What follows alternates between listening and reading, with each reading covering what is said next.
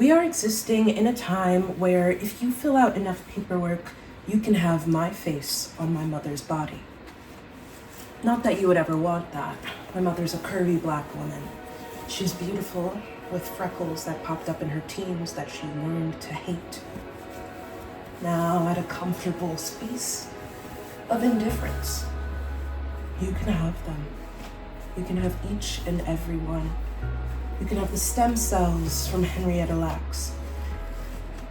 You can have the womb of someone less fortunate. You can have the hair of someone less fortunate. You could have the body of someone less fortunate. But good fortune. It doesn't need to be a conscious decision. We'll handle all the programming. It's no problem, really. It's my pleasure. In fact, we can dispose of the evidence if you'd like.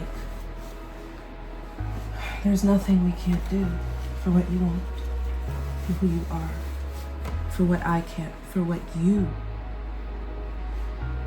can't have.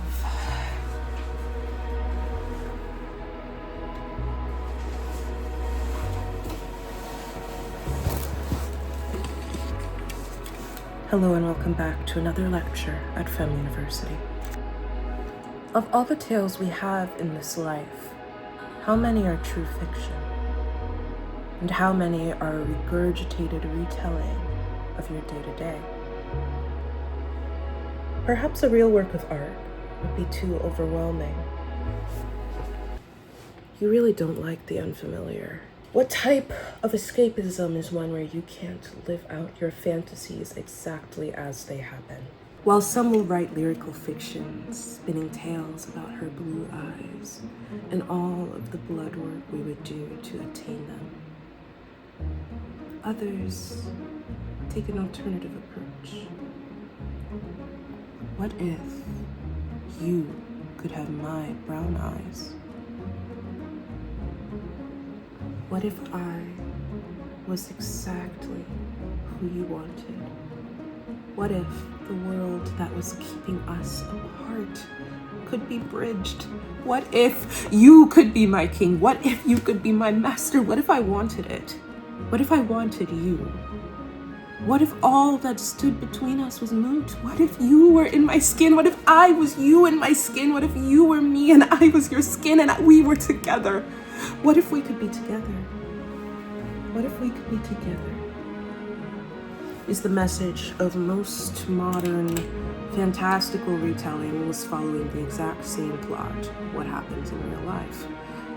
I hate Black struggle movies, but I've learned one thing I hate even more.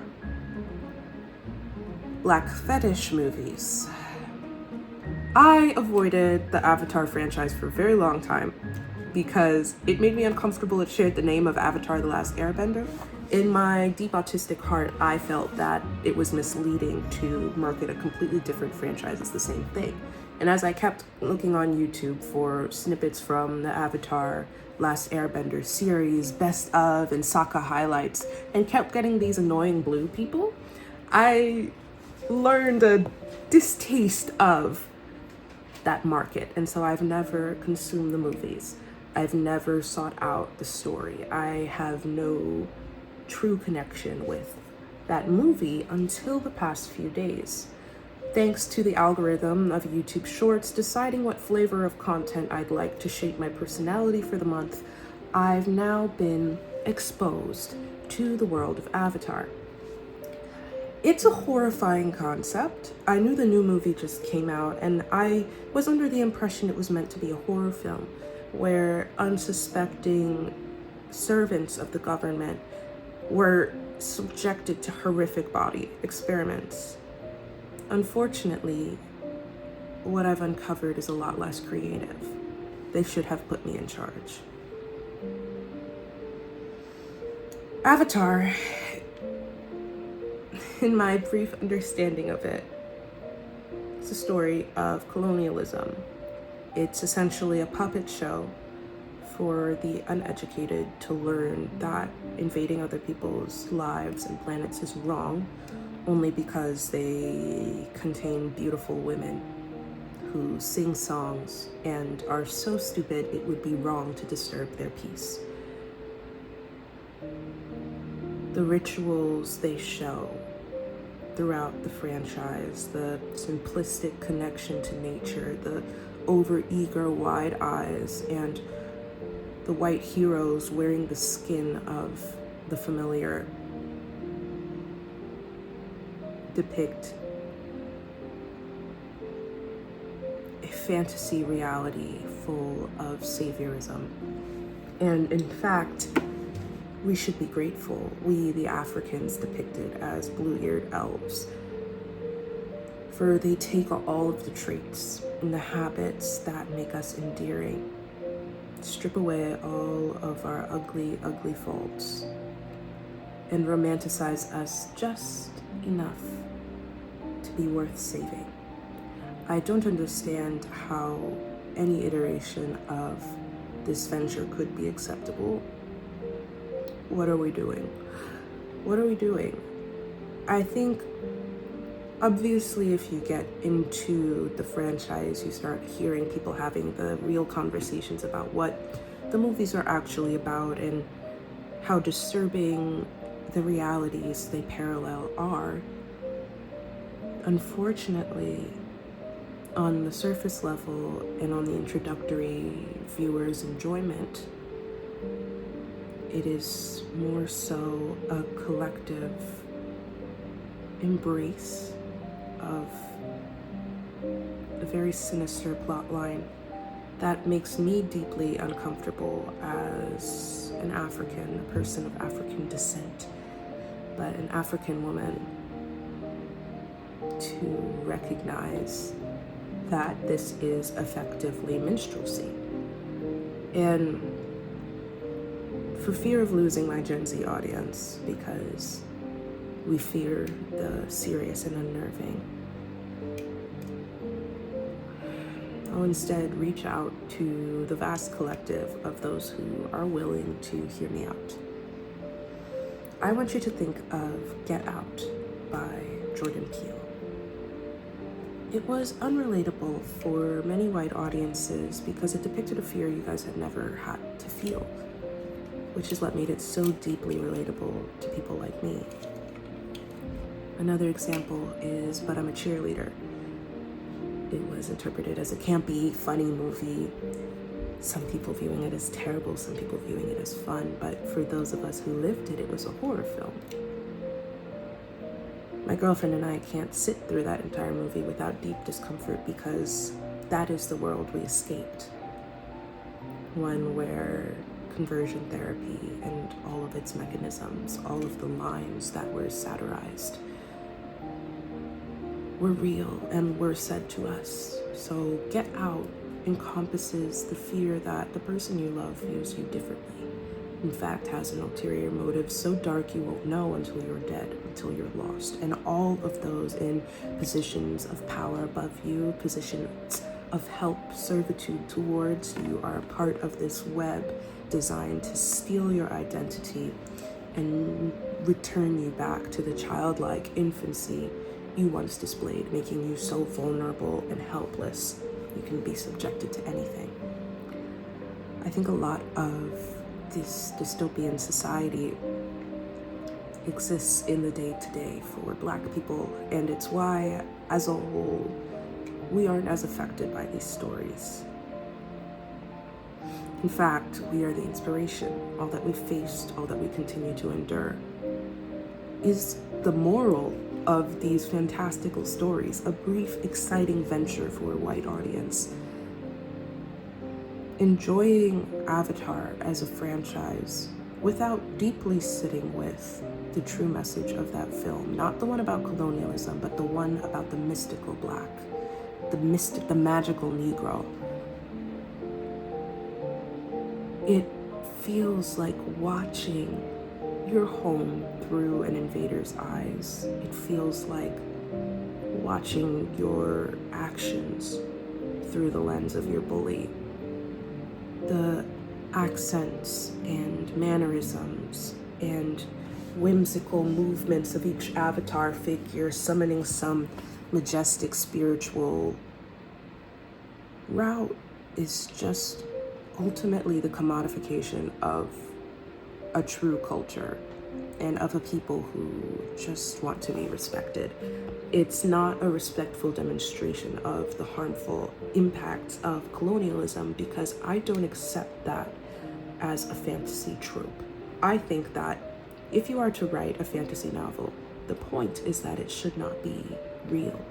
Instead, you've captured yet another African continent within your colonizing imagery or your hero perspective, and become able to depict the story of colonization yet again, except in this one, you paint yourself as the victor and as the hero who gets to wear the skin of those whose struggles you pretend to relate with. I do think that the entire Avatar franchise exists as an uncomfortable self-insert for its creators to live out their sexual fantasies of embracing Black women and depicting a type of faux Africanness that turns them on. And it's very uncomfortable to watch as someone who has been objectified in those same ways, elevated on this premise of being some sort of mystical medicine woman, insightful, wise mage, when in reality I was a young girl. And it's uncomfortable to know the way that I look to those who fetishize me, the attributes that they think are worth protecting, and within that, the attributes that they felt necessary to carve away in order to create an aesthetically pleasing story. Seeing the wide noses and lithe, partially to almost fully naked figures, and the rough, segmented speak of a colony of African-esque blue fantasy characters who, due to their extreme protection from the technological advanced world, can only describe things such as weapons and guns in terms of the natural nature elements that they know of. Scenes where warrior queens charge around wearing nothing but a bikini and face paint, commanding poor, innocent young boys who are presumably wearing the skin of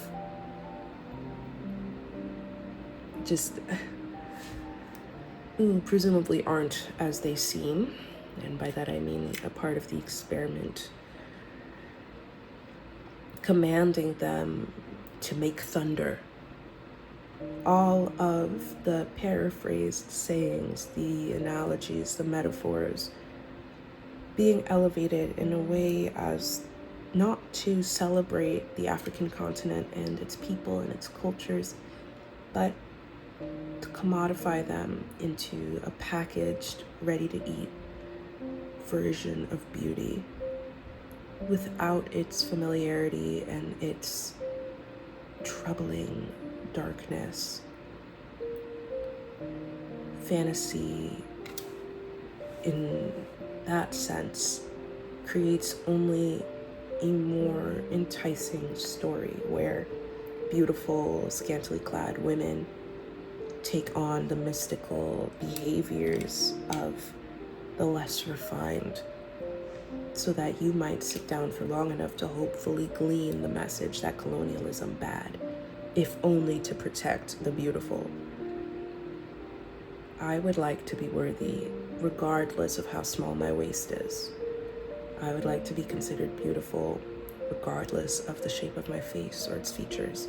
And above all, I would love to stop being poached. Please stop hunting me for the features you would like to wear. It's deeply disturbing. Please stop recording me for the stories you'd like to tell. It turns me as reproducible and sellable as a carton of eggs. You have packaged my existence within a plastic binding.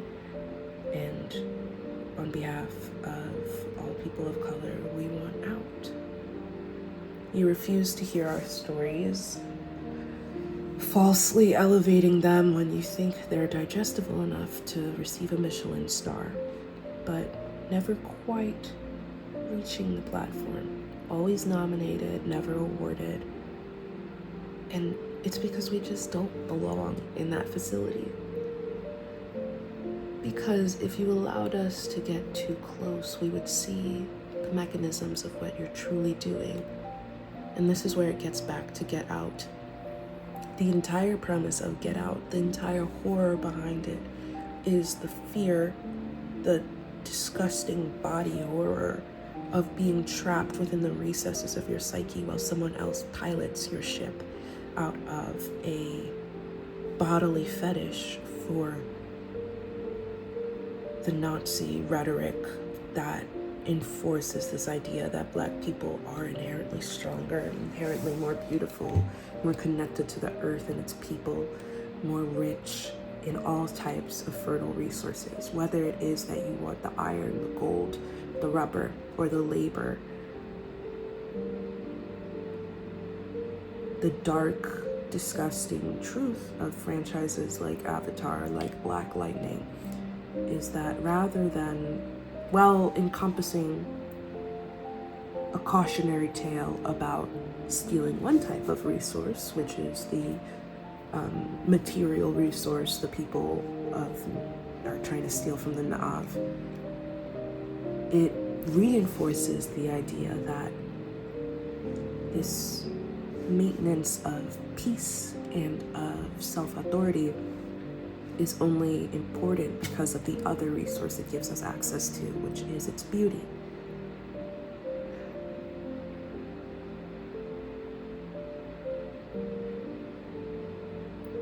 And I think that this branches then into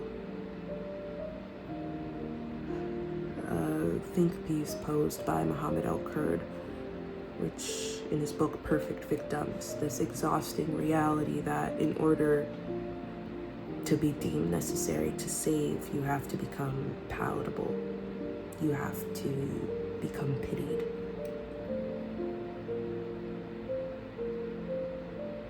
Stories of Black excellence and real examples of fantasy worlds are so few and far between, because more often fantasy becomes solely a chance, an opportunity, and a safe space to write out your fantasies, which are the same world with you at its helm, receiving more power and more freedom to do what you'd like with less consequences. I think there's an element of capitalism in all of this as well, our favorite thing to critique as for this year.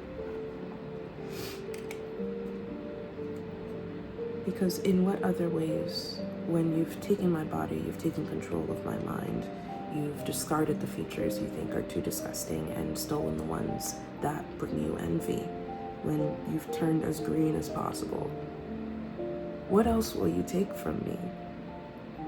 Because the whole purpose, the whole reason you view me as delicate and worthwhile is for my unattainability. So once you've done it, once you've stolen everything, you now have to recreate an unattainable past of plastic recreation. And that's also what they accomplish in Avatar. If you went down to Lagos right now, it would not be naked people stomping in the rain while yoni steaming and calling out to false goddesses. You already massacred that. You stole it. You massacred it. It's done. You've taken it and transformed it into, now you're wearing their skin, you're following their practices while still simultaneously being able to put them down. So you've accomplished that. And now there is nothing left to aspire to.